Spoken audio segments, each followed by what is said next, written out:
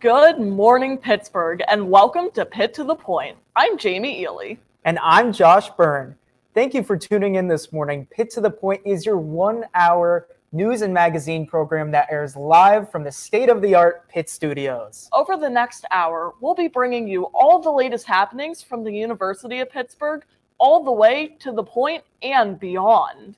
Join us as we bring you all the latest from the world of politics, medicine, entertainment, sports, and what's happening right here on Pitt's campus and in the city of Pittsburgh. Also coming up, we have the latest about what's happening in the realm of business and technology and how that can affect your life. And later, we will be fortunate enough to be joined by our regional campus reporter, Paige Allen, to hear all about what's happening in Bradford, Greensburg, Titusville, and Johnstown, as well as by our college and high school correspondents to hear what's happening in their areas. But most importantly, we're getting you folks ready to start this beautiful Pittsburgh morning off right. So grab your coffee and settle in because this show is jam-packed today. And unfortunately, we do begin today with some somber news as one officer was killed and another one was injured after a shooting in McKeesport on Monday. Officer Sean Slogansky died and Officer Charles Thomas were escorted to the hospital in serious condition. Fortunately, Thomas is now stable. The suspect, Jonathan Morris, was also injured in an exchange with a third officer and was taken to the hospital before being charged. According to an interview conducted by WPXI, Officer Sean Slogansky was described as a dedicated and loving officer. Slogansky joined the McKeesport force 2 years ago and was quickly identified as an asset to the team. That's right. A graduate of Baldwin Whitehall School District, Slogansky was an avid high school ice hockey player growing up. A teddy bear with a letter addressed to the McKeesport police family marks the spot where Officer Slogansky passed. He was 32. Arrangements have been made for the official fallen officers' both viewing and funeral. The viewing for Officer Sean Slogansky will be at the John Slater Funeral Home in Brentwood. The funeral will take place on Tuesday at the St. Albert the Great Church in Baldwin. The funeral mass will take place at noon on Tuesday, funeral home officials said. Visitation will take place on Sunday from noon to 8 p.m. as well as from Monday from 2 to 9 p.m. at the John F. Slater Funeral Home, 4201 Brownsville Road, Brentwood. Sean Slogansky was the fiancé of Chelsea Cancilla and the father of Haven Slogansky. He is survived by his mother Terry, 2 sisters, nieces, aunts, uncles, and his dogs, Sig and Knox. In other news, last Friday, a cargo train carrying more than 100 cars partially derailed. The derailment took place in the small town of East Palestine, Ohio, near southwestern Pennsylvania state line. About 50 of the 100 cars rode off the tracks at about 9 p.m. Friday evening. According to rail operator Norfolk Southern on Saturday, the train was carrying a variety of products from Madison, Illinois to Conway, Pennsylvania. The fallout from the derailment was destructive to the local community. According to the member of the National Transportation Board, the impact of the accident caused a fire that spanned about as long as the length of the 50 derailed train cars. This prompted monitoring of the area by the Environmental Protection Agency. Norfolk Southern reported that 20 of the 50 derailed cars contained hazardous materials, particularly vinyl chloride. This substance is generally used to produce plastic products and is associated with various forms of cancer, according to the National Cancer Institute. Our team got in touch with one of those ladies who was personally affected by the local derailment.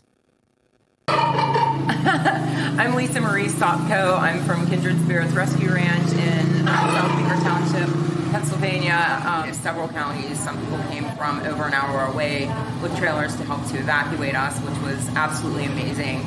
All of our animals did just so well. We had an outpouring of support from the Hookstown area. We do have still some concerns about like our water table. So make sure that our well water is safe for the animals and free of chemicals. Inhalation of vinyl chloride has been associated with cancer, prompting the mayor of East Palestine to order the evacuation of all citizens within a 1-mile radius of the derailment. Once it was announced that Norfolk Southern would administer a controlled release of the toxic chemicals on Monday, Pennsylvania Governor Josh Shapiro encouraged residents near the train to evacuate or risk death, and for those within 2-mile radius to shelter in place. Federal investigators announced on Sunday that the dangerous derailment was due to a mechanical issue with a rail car axle. President Joe Biden addressed the nation this week with the State of the Union address. The president emphasized a message of unity and the recent accomplishments through bipartisan reform. For more reaction to the president's address, we'll send it to our political reporter, Alexandra Ross. Alexandra? Thank you, Josh. We are going to bring you guys those reactions from the State of the Union address, but first, I want to bring some updates about Pennsylvania Senator John Fetterman, who was hospitalized on Wednesday after he reported feeling lightheaded. Fetterman's health became a significant issue on the campaign trail last spring after he suffered a stroke in May. As of last night, doctors are still uncertain about the cause of his condition. It could be minor, it could be serious, but they have done extensive testing that has ruled out another stroke. Earlier in the week, this heckling during the State of the Union address is pretty much to be expected, and we certainly saw a lot of that from congressional Republicans. But what's a little more unexpected is the president fighting back. At his third State of the Union address Tuesday night, President Biden took the time to highlight some of his accomplishments as president, including infrastructure and prescription drug prices. If drug prices rise faster than inflation, drug companies are going to have to pay Medicare back the difference. We're finally giving Medicare the power to negotiate drug prices. Bringing down prescription drug costs doesn't just save seniors money, it cuts the federal deficit by billions of dollars. Biden also called for stronger abortion protections, creating American jobs, and police reform. He invited the parents of Tyree Nichols, a recent victim of police brutality, to attend the speech. Although Biden pushed bipartisan cooperation in his speech, he sparred with Republicans over allegations that they want to cut Social Security and Medicare. Representative Marjorie Taylor Greene of Georgia among those shouting, "Liar." Some Republicans want Medicare and Social Security to sunset. I'm not saying it's a majority. Let me give you, anybody who doubts it, contact my office. I'll give you a copy of the proposal. In the Republicans' response to the State of the Union address, Arkansas Governor Sarah Huckabee Sanders said the president's speech signified a need for Republican leadership. From out-of-control inflation and violent crime to the dangerous border crisis and threat from China, Biden and the Democrats have failed you. Many saw this speech as an unofficial launch of Biden's re-election campaign. His approval rating about 45% in the days prior to his speech. About 72% of viewers had a positive reaction to the speech, and roughly 71% said the policies Biden proposed will move the country in the right direction. In other news, a little closer to home, Democrats won 3 special elections in Allegheny County this week. These were solidly blue districts, so this was expected, but it cements a razor-thin margin in the Pennsylvania State House of Representatives for the Democrats. Joining the State House will be Joe McAndrew in the 32nd District, Matthew Gergely in the 35th District, and Abigail Salisbury, who actually attended and taught at Pitt. She will be serving the 34th District. For Pitt to the Point, I'm your political reporter, Alexandra Ross. Josh, Jamie? Alexandra. Now, ever since the dawn of the century, technology has crept into our lives in a more robust way. Exactly. More powerful computers, the rise of smartphones, and more recently, the growth of artificial intelligence. While many of these devices have made our lives easier, they have also led to stronger concerns over cybersecurity. With American media buzzing about the alleged Chinese spy balloons, those concerns only continue to grow, Jamie. Of course. Now, for more on this and its far-reaching impacts on companies, we turn to our business and technology reporter, David Allman. David? Thanks, Jamie. Last week, a surveillance balloon sent over by China soared across U.S. skies. Initially spotted in Billings, Montana, was eventually shot down in Surfside Beach, South Carolina, by the U.S. Air Force. As far as we know, surveillance balloon was carrying a heavy payload, which is estimated to be around the size of 3 buses, as per what was discovered in the debris. Here we have the footage of Todd Leggins, who is a former Saxonburg, PA resident who captured the footage of the balloon being shot down. I spoke with Todd last week, and he said that he was concerned at how unhasty the U.S. acted in shooting down the balloon, saying that it should have been shot down upon sight. Little is to be known about what was sent by the balloon, but many speculate that it was broadcast to China via live stream. Last week, I also had the privilege of speaking to computer science professors at the University of Pittsburgh to talk about how this may aid future technological endeavors in China, and how this affects our cybersecurity, really raising the question about what in this country is truly unassailable. From Pitt to the Point, I'm your business and technology reporter, David Altman. Jamie, Josh? Thanks, David. A Pittsburgh native received accolades this past Thursday at the NFL Honors. Buffalo Bills safety and former Panther Damar Hamlin received the Alan Page Community Award for Chasing M's Foundation. However, it wasn't him receiving the award that caught most of the attention that night. It was who was up on the stage with him. Hamlin accepted his award surrounded by a group of medical personnel that saved his life. In his speech, Hamlin credited these people, as well as his family and friends, for helping him make a speedy recovery. Hamlin was honored, rightfully so, for his work with Chasing M's Foundation, which supports early childhood education efforts in McKeesport, Pennsylvania. Since he collapsed on the field in an early January game, Hamlin has raised over $9 million with support from both fans and the NFL. Well, it's that time of year again, Jamie. I hope you have your chicken fingers and guacamole ready because the big game is just 2 days away. Oh, you know I have both of those. This year is a battle between 2 NFL heavyweights in the Eagles and the Chiefs, and will feature a halftime performance from pop legend Rihanna. Now, whether you're a casual fan or a diehard, there's always something to keep an eye on when the lights shine bright. For more on what to look for inside and outside of the huddle, we turn to our city sports reporter, Nick Faribaugh. Nick, I heard you made some friends with some of the players this week. Yeah, there are plenty of Pittsburgh connections in Arizona this week for the big game.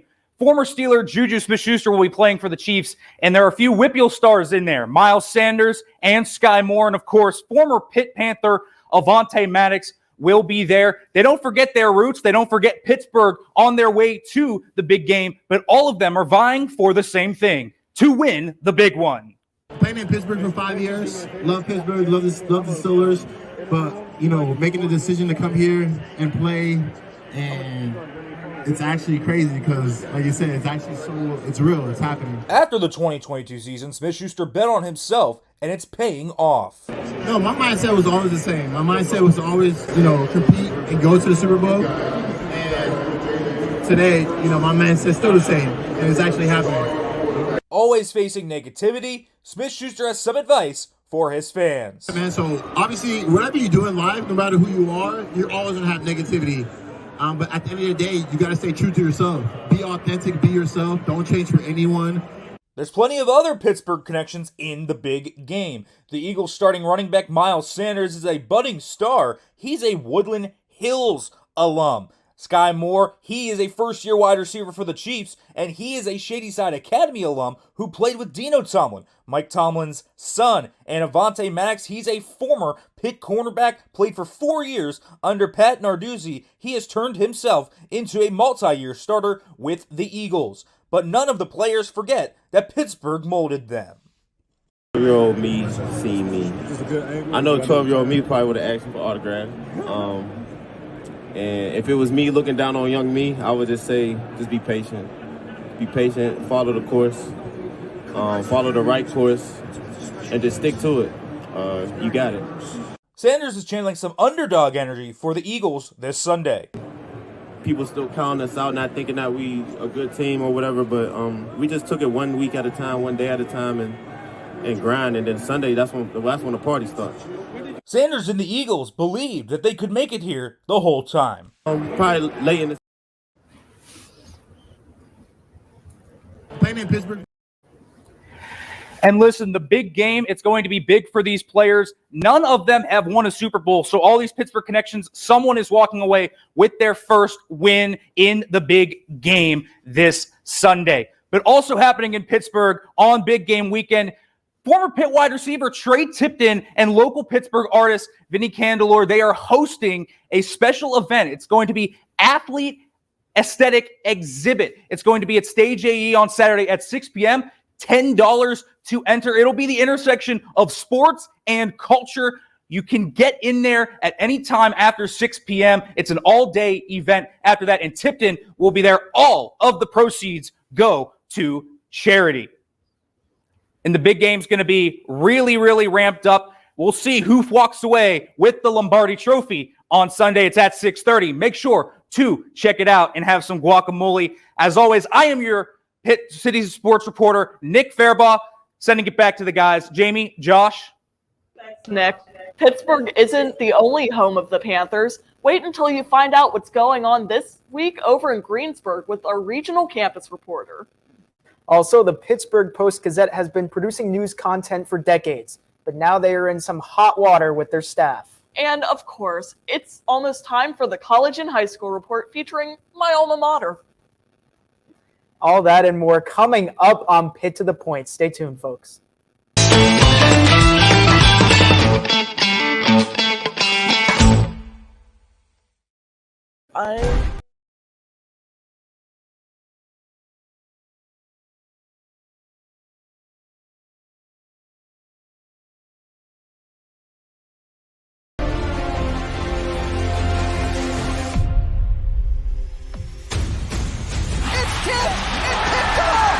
The backyard brawl is officially back and in the books.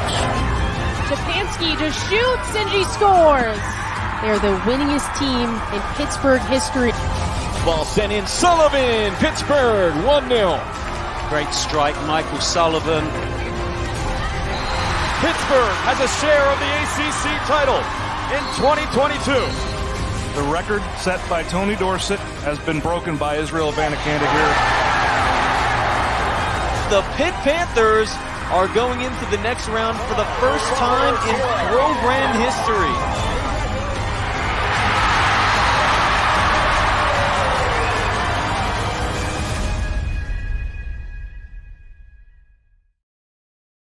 We are the University of Pittsburgh, forged in a blue-collar city with gold standards, where innovators, researchers, thinkers, and healers are always reaching for new heights. There is no limit to what we can accomplish when we put our minds, our hands, our soul, and spirit to it. Here, progress is always in progress. Hail to Pitt, proud partner of the ACC.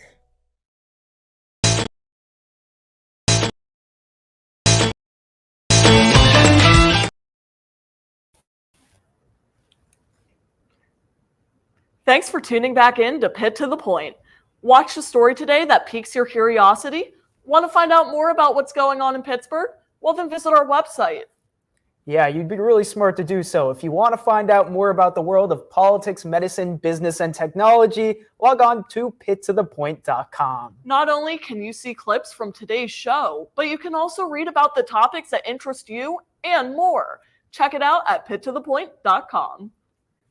Pitt is always looking for new ways to drive education forward into the future. Not only can this innovation be found on main campus, but also on regional campuses as well. At Pitt Greensburg, one way they're preparing the leaders of tomorrow is through upgrades to their educational facilities. Our regional campus reporter, Paige Allen, has more on one way Pitt Greensburg has stepped up their game in the life sciences field. Paige? Thanks, Jamie. Just like Bradford, Pitt Greensburg has also opened a new university building this January. Their new Life Sciences building will now house all of their nursing and science majors, allowing them the opportunity to use both equipment and technology that will strengthen their studies in their field. The University of Pittsburgh at Greensburg opened the doors to its new Life Sciences building in the beginning of January. The 32,085 square foot facility opens opportunities for science majors across campus, including nursing, health science, biology, microbiology, and chemistry, With lab rooms to accompany each of these majors, the building shows true potential to give students experience with the technology and equipment that will be crucial to their desired job field. So it really has given us a lot more space in our skills lab. It's provided us with the area for 2 simulation rooms.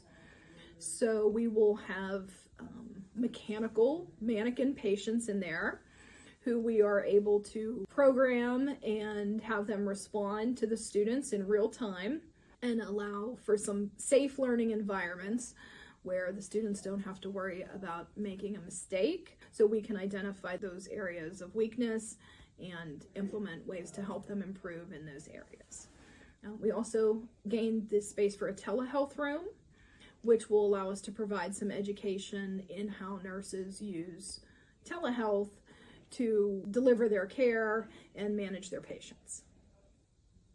I think that the new Life Sciences building is the perfect asset to our nursing program, and I believe it will help our program excel in the future.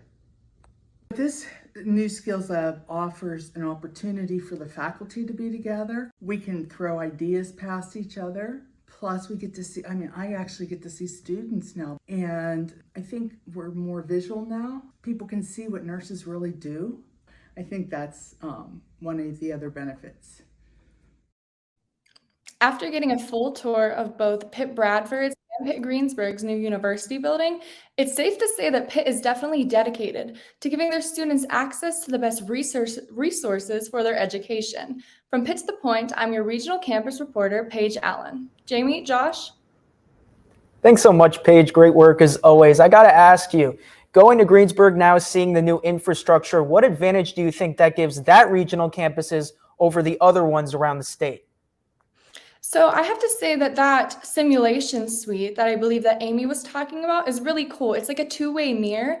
So professors can watch their student nurses work on a patient without them proctoring them, being in the building, kind of seeing how they would react in a real life environment. And I think that that's very helpful for their education.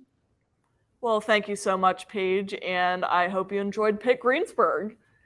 The Pittsburgh Post-Gazette is making news for all the wrong reasons.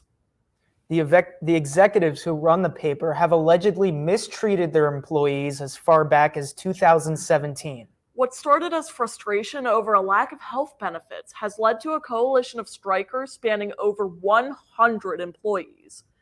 On January 26 of this year, an administrative judge for the National Labor Relations Board ruled that the Post-Gazette negotiated with their employees in bad faith.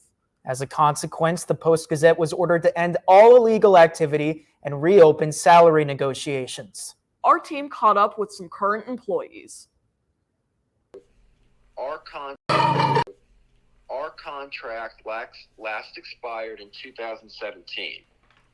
So we've been without a contract now for 6 years. We negotiated with the company in good faith for several years, and then the company declared an impasse in bargaining in summer of 2020, and they imposed work rules on us. So we've been on strike since October. The decision from the NLRB judge shows that we are right, that the company is breaking the law, that the company can end this if it wants to end it.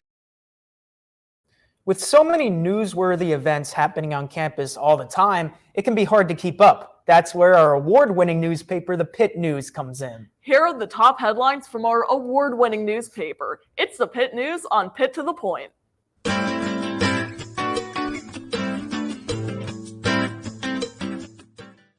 A new student-founded website is launching to connect students over food. The organization, previously titled Potluck, is now rebranding to Greetings. The web app aims to create groups to meet in person over food. The Greetings web app will be released this March. Have you ever wondered what happened to the pigeons who frequented the newly non-existent parklet on 5th Avenue?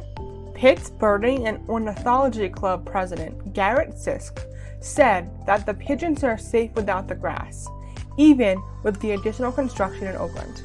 A university spokesman said that Pitt is seeking to improve habitat areas for the pigeons once the construction is complete. This semester, Pitt's College of General Studies released a new certificate. Students can now get an 18-credit certificate in disability studies. The certificate includes classes from 8 different departments. About 10 students have declared their certificate. I definitely think this is something a lot of students would be interested in, whether or not they haven't really made a network yet, or even if they have. They won one of the past Big Idea Center competition type things. They got second place in one of them. It's harder to make connections, and I thought I just thought it was a cool story that students should hear about. You can find these stories and more at www.thepittnews.com or at any of the newsstands around campus. Last week, we got off to a great start with our new college and high school report, courtesy of the amazing students over at Montour High School's The Bus Loop. We got to see what was happening in their school community, as well as their community as a whole. And this week, we're traveling about 4 hours east to see what's happening in Lancaster County with the Lancaster Catholic High School Crusaders. We now go to my alma mater, Lancaster Catholic High School, and their correspondents, Zach Snyder and Marina Brazo. Crusader Nation, what do you have going on in your neck of the woods? Hi, Jamie and Josh. My name is Zach Snyder. And my name is Marina Brazo. We are dual enrollment students from Lancaster Catholic High School in Lancaster, Pennsylvania. As high school students, we are faced with the constant distraction of social media. We looked from our student body's perspective to see what they really think social media is for, their stances, and their opinions on prominent platforms such as TikTok. So, I'm going to get your take on what you think social media is for. I think it's more for the purposes of entertainment rather than just being social. I think social media is for promotion of ideas and content. I think social media is for representing yourself and your ideas. I really like TikTok, and I'm on it 3 hours a day. I'm on it an hour and a half a day. I like it. Do you guys see a difference in your work ethic and your attention span when you scroll on TikTok more? Most definitely, absolutely. It distracts me. I mean, I like TikTok, and I usually spend 3 hours on TikTok. Do you notice a difference in your day and your attention span on days that you're on TikTok more? Not really. I mean, I'm pretty good time manager. I mean, sometimes because I get bored doing work, and then I just hop on TikTok. It is interesting to see the opinions that our student body has. As social media and technology grow, people are faced with deciding whether or not social media is helpful to them. Regardless of opinion, social media promotes connectivity and education in the world around us. Back to you guys. Thanks so much, Zach and Marina. Now I have to ask, there's a lot of talk about a TikTok ban with certain colleges and states governments and whatnot. Do you see a ban like that coming to high schools like Lancaster Catholic? It's hard to say. We are actually having a technology free day at the end of this month, so we'll see how many people participate in that.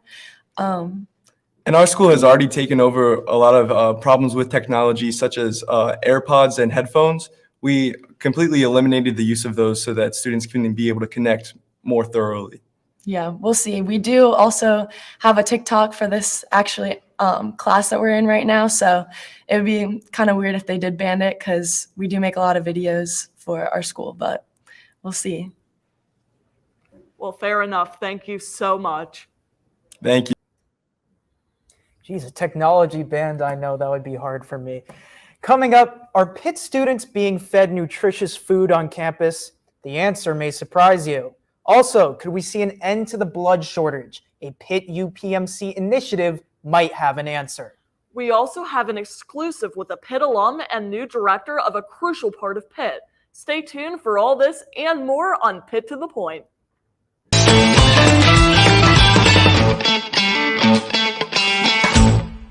So one inventive tool that the University of Pittsburgh has is Pitt Funds Me. So Pitt Funds Me is for outside scholarships that you can review and apply for as well. There's 8,000 plus scholarships on that website. These scholarships have been vetted as good and reliable resources, so you can guarantee that these are not resources that are trying to steal money or trying to scam you in any way. Any student has access to this, even admitted students who have not deposited yet. When you go into your my.pitt.edu, you'll want to search in the Ask Kathy box, Pitt Funds Me, and make sure instead of an S in Pitt Funds Me, you're going to put a $sign. That will allow you to go into the portal to be able to look at all the outside scholarship opportunities that fit your specific profile.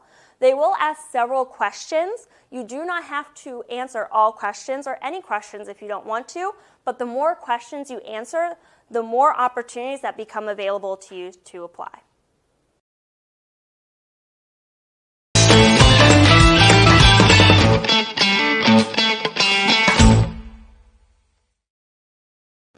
Welcome back to Pitt to the Point. Studies show that students who eat 3 meals a day perform better in school and have more energy. However, some students on campus at Pitt are not afforded that opportunity. For more on the struggles some students have in the dining halls, we go to our Pitt Beat reporter, Michelle Spiller. Michelle? Thanks, Jamie. We heard recently that students at Pitt are all struggling with the dining hall. Students with dietary restrictions are the ones who are struggling to find food that are necessary. On-campus dining options should have food for everybody, but this isn't always the case. We went to go talk to some students with their dietary restrictions to see how they are reacting and concerned about the food in the dining halls. The eatery and the porch are the 2 main on-campus dining locations. For breakfast, lunch, and dinner, students can swipe in and enjoy a meal.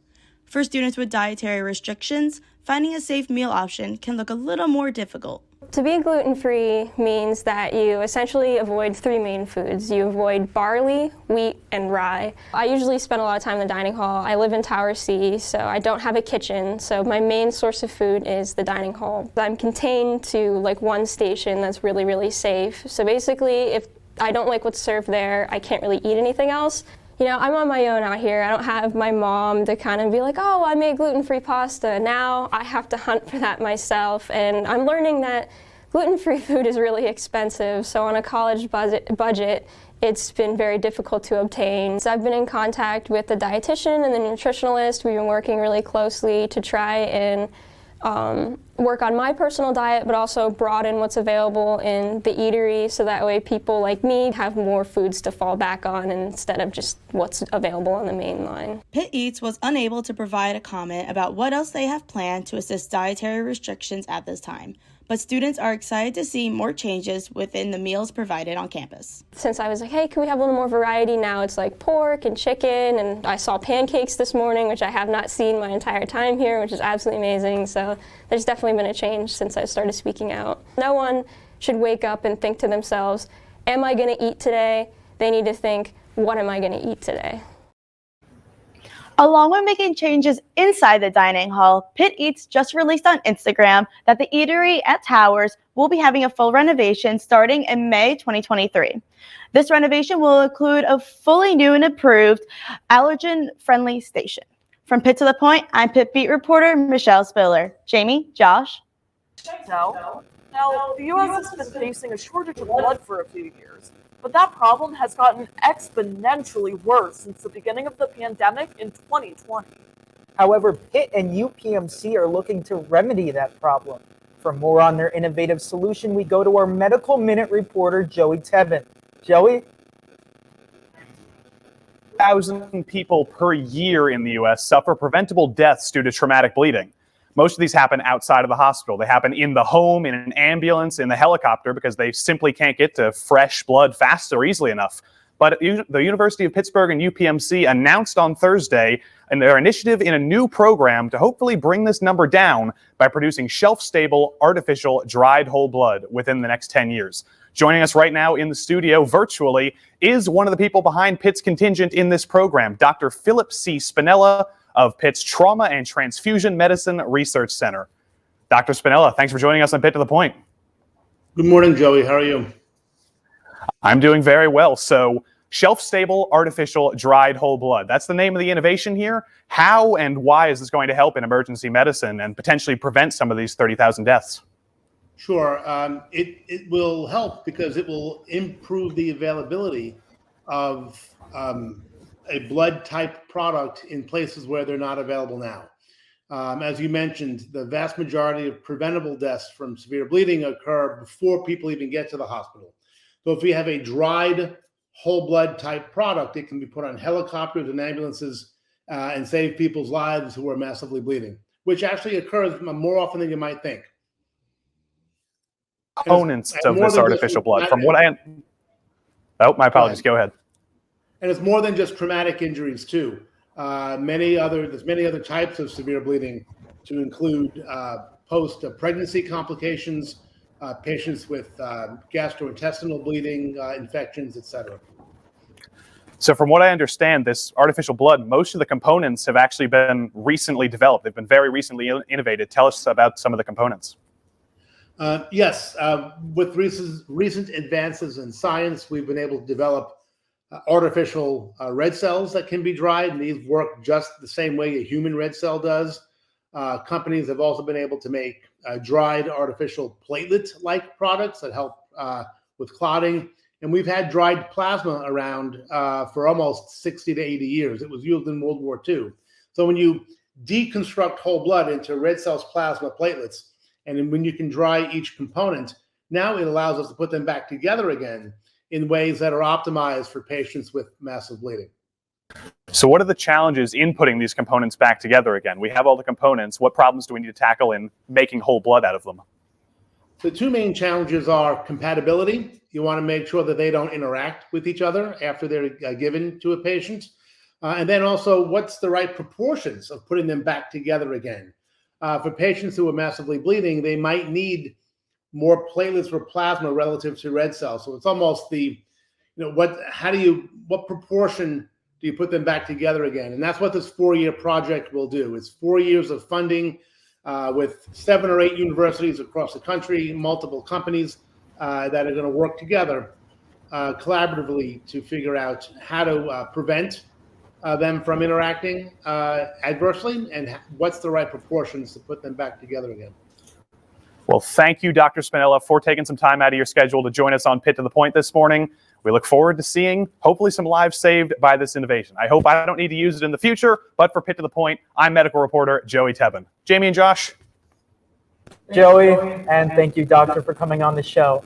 It's no secret that Pitt is the starting point for countless impressive and very successful alumni, and our next alumni spotlight is no exception. From being part of Obama's White House to working in 2 different roles with the Department of Housing and Urban Development, Pitt alum Dantalisha Deans has always had an eye on helping others.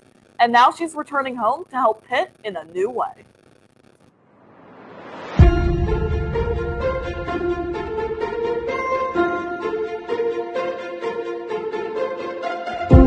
So my name is Dantalisha Deans, and I graduated with my master's in social work from the School of Social Work at Pitt in December of 2012. I actually started my career after graduating with my master's in the School of Social Work.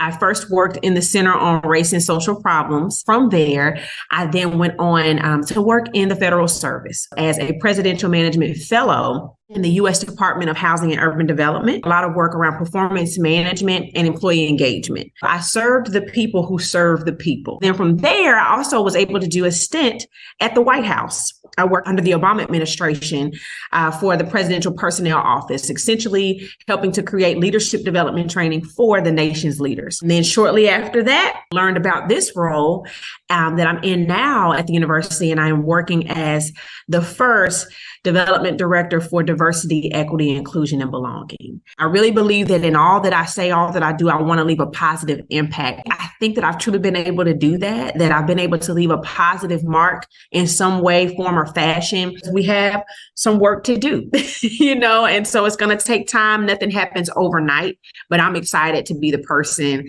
that can be, supportive in this role and supportive to the university in this.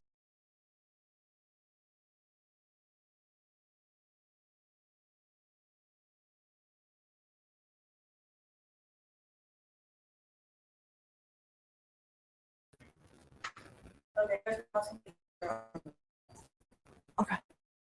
Apologize for the technical. It's been in movies as the same in La La Land and Happy Feet. Tap dancing is one of the most popular and noisy styles of dance.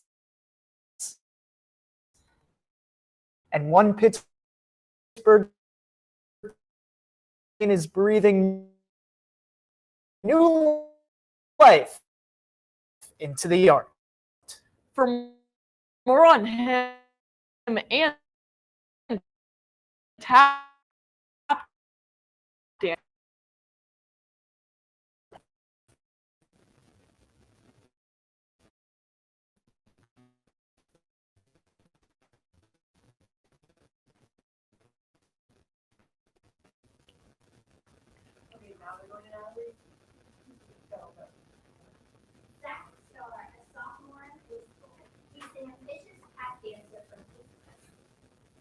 non-traditional route, he has created quite the resume for himself so far. Years of hard work and perseverance have brought him to this point, which have been fueled by the love of his hard work. He's working towards a multi. Hi, I'm Natalie Bellin, and this week's entertainment segment for Pitt to the Point, I'll be interviewing Zach Starr, tap dancer at Extreme Dance and Tumbling Center. Let's go. Hi, my name is Zach Starr. I'm 16 years old. I'm from Pittsburgh, and I teach tap dance, and I also perform with other bands around the city. So my mentors are Jason Samuel Smith, Sarah Reich, and Jared Grimes. That's my three main mentors right now. I'm really focusing with Jason on trying to learn the dance and the history of the dance, and the very importance of the history of what we do is really important to me and to everyone in the tap community. What sets me apart from the rest of the tap dancers, I would say, is the fact that I'm open to any ideas regarding tap. I'm very open to working with musicians, theater work, and really any work, like teaching, anything like that. I'm really open to it, and I'm really looking at what I can do with tap dance and how I can elevate this art form.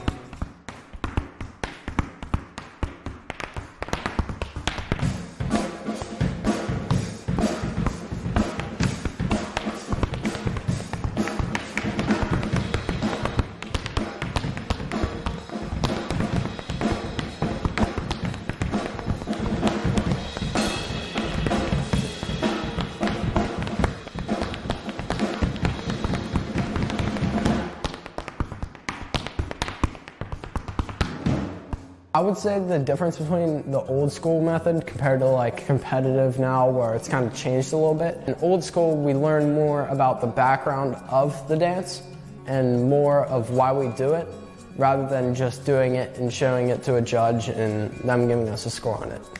Ready? Let's try. Ready? 1, 2, 3.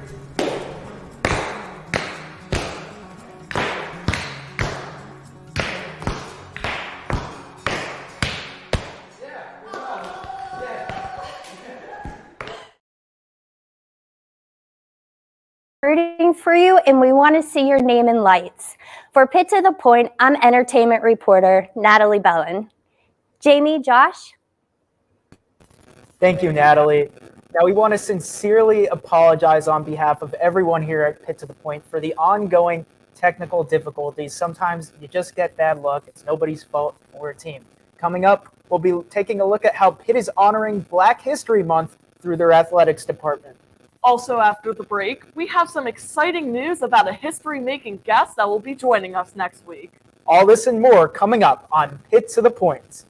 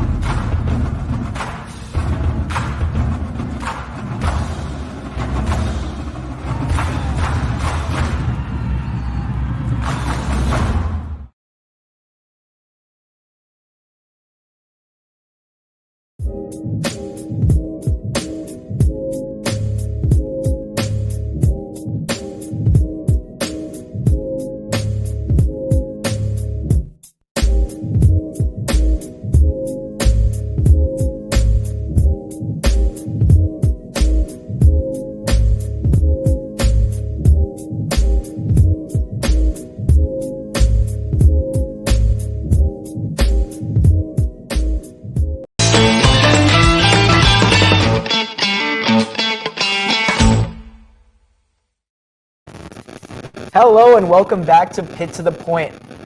A popular museum in Pittsburgh is reopening after a month of being closed. The Fort Pitt Museum is open again after a brief period of closure for a deep cleaning. During their downtime, the crew at Fort Pitt spent their time learning about new topics to enrich their museum.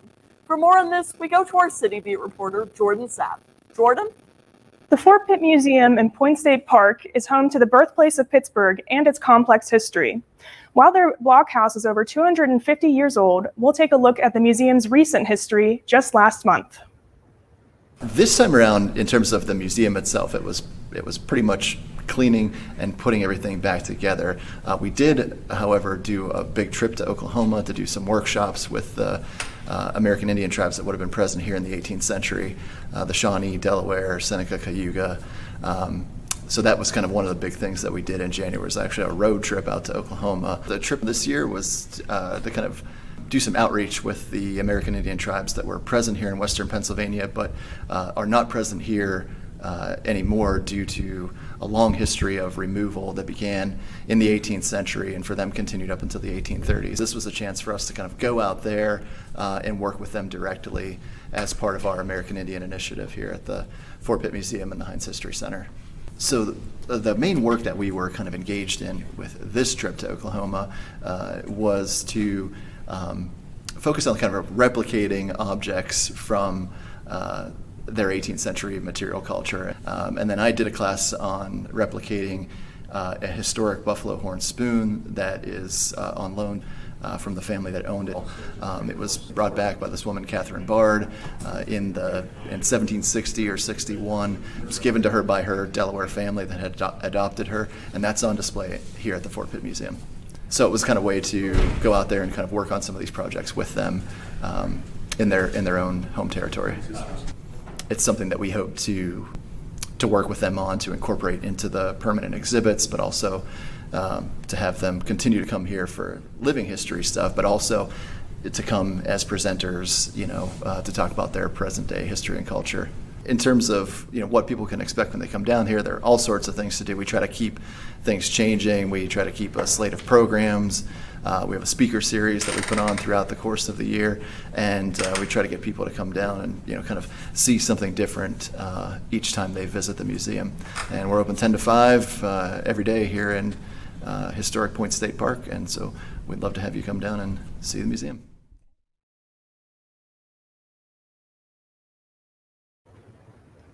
The Fort Pitt Museum is one of many that Pitt students can get into for free. Their current temporary exhibition is open until April 2nd. For Pitt to the Point, I'm City Beat reporter Jordan Sapp. Jamie, Josh? Thanks, Jordan. Coming up, more excitement on Pitt to the Point and how you can watch it. Coming up next on Pitt to the Point. Stay tuned, folks.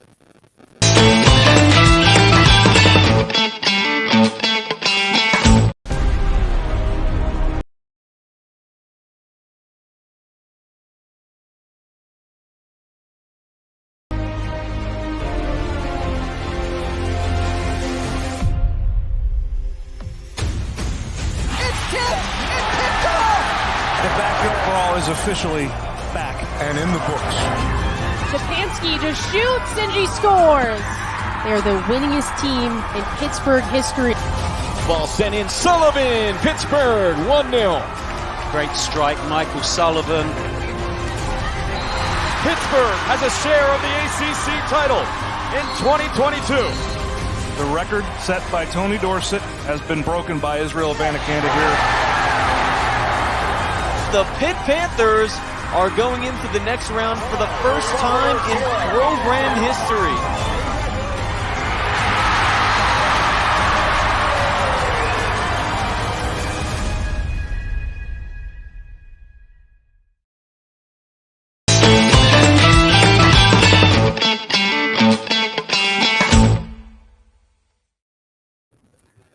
Welcome back to Pitt to the Point.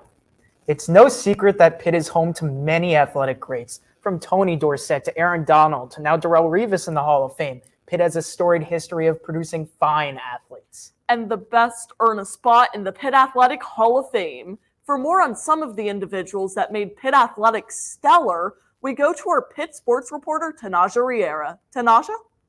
Thanks, Jamie. Today, we're going to be going into the Pitt Hall of Fame as they just established this back in 2018. From Jerome Lane to Lori Johnson to Trisha K. Smith, we're going to go back into a time behind in the Pitt Hall of Fame.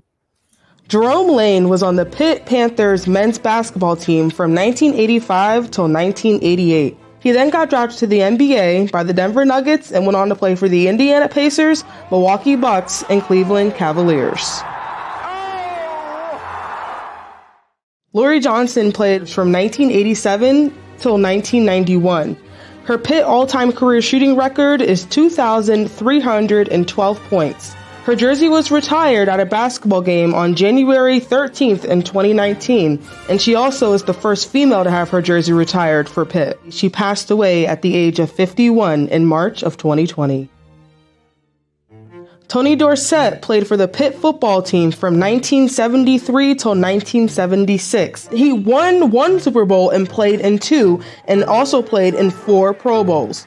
He was elected into the College and Pro Football Hall of Fame in 1994. His Pitt jersey, number 33, is now retired. Roger Kingdom was on the Pitt Panthers track team from 1981 till 1984. He first came to Pitt on a football scholarship and then decided to focus on track. He then became a 2-time Olympic gold medalist. In 1989, he set a world record of 12.92 seconds in the 110-meter hurdles in Switzerland. The record stood until 1993. Kingdom comes powering through now. Jackson's hitting the hurdles. Kingdom is an emphatic winner. Jackson's second place. Campbell is third, and it's 12.89. The world record has gone to Roger Kingdom. It stood on this track, set on this track by Ronaldo Nehemiah 8 years ago, and Kingdom has smashed it to smithereens. Trisha K. Smith was on the Pitt Panthers track team from 1995 till 1999. She won 7 individual NCAA championships, 4 indoor, 3 outdoor, all in the events of long or triple jump. She is a 15-time All-American and 14-time Big East champion. She went on to represent her home country of Jamaica in the 2005 Summer Olympics. Also, going to the Pro Football Hall of Fame, just announced last night at the NFL Honors, is Darrelle Revis. He will be the 10th Pitt alum to go into the Football Hall of Fame. So hopefully we'll get more in there, as the Pitt Panthers football team has been drafting multiple players in the past couple seasons. From Pitt to the Point, I'm your Pitt sports reporter, Tanaja Riera. Jamie, Josh? Thanks, Tanaja. We here at Pitt to the Point are extremely excited and honored to announce that we have a history-making guest joining us next week. We are proud to be joined by Olympic bronze medalist John Carlos. He is most known for his show of Black pride and solidarity on the Olympic podium by raising the Black Power salute. John Carlos will be joining us next week for an exclusive interview where we'll be discussing his athletic career, as well as the pivotal moment that made him a historical icon. That interview can only be seen right here on Pitt to the Point. You won't want to miss it. After the interview, Carlos will be giving a talk on Friday evening, which you can find streamed on the Pitt to the Point YouTube page and website. It is definitely a once-in-a-lifetime opportunity, so please tune in next Friday. With over 600 clubs on campus, there is truly something to fit everyone's interest here. However, we're going to have to hear about it after the break, so stay tuned. You'll want to find out what it is.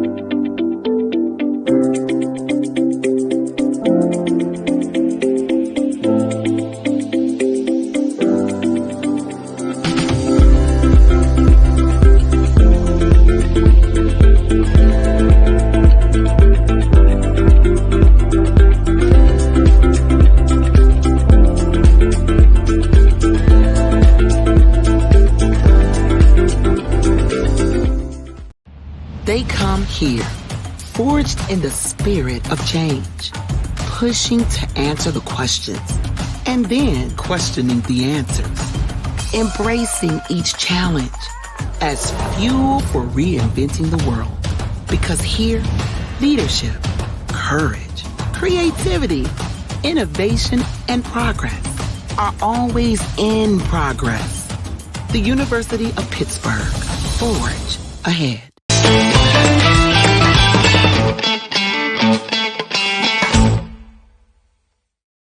Welcome back to Pitt to the Point. I want to reiterate, we really apologize for the technical difficulties. Let's get into clubbing at Pitt, though. With over 600 clubs on campus, there's truly something to fit everyone's interest. However, you'll have to see that next week. Our little way of bringing you back to the show. Yeah, if you like Monopoly, though, we got you covered. And I know I'm not supposed to point at the camera, but you're going to love this. Let's get it going. Let's see what this Monopoly game is all about. The first person to bring me a thimble gets a free Pittsburgh Monopoly game. I love this. Can I just take a picture? What's a thimble? They didn't know what a thimble was. How long are you going to stand here? Is there a camera? Thimble. Oh god. Oh god. I got you, bro. I don't know how you're doing that. That's insane. I was looking at it. I was like, he has to be a statue or something because he's standing so perfectly still. Good for you. Oh god. I'm going thimbles. First of all, Monopoly is way too long. What's a thimble? A thimble's the one you wear on your thumbs to sew so you don't hurt yourself. I like your outfit, my friend. I need to figure out what a thimble is. Oh my gosh, you did it! Congrats! Oh my god, thank Do you want to wave to them? Hi. Good job! Thank you to the Department of Communications for giving us that interesting video. Yeah, I certainly thought it was interesting, although the people seemed a little put off by it out there. Don't blame them. Anyways, stick around next week and the week after that because Pitt to the Point will be airing at 8 a.m. every Friday right here on pittothepoint.com, the YouTube channel, or the Pitt website. And also you can catch us in a taped version on the KDKA cable channel affiliate and CBS News streaming platform. It's only going to get better and better, folks, and you're going to want to follow your biggest and favorite stories here at Pitt to the Point. Absolutely. And unfortunately, our time for the week is up. If you enjoyed this show, like Josh said, we're on next week and the week after that, 8 a.m. to 9 a.m. to get your best source of Pittsburgh and University of Pittsburgh news. And for Jamie Ailey, I'm Josh Byrne. It's been a pleasure, folks. As always, all the love.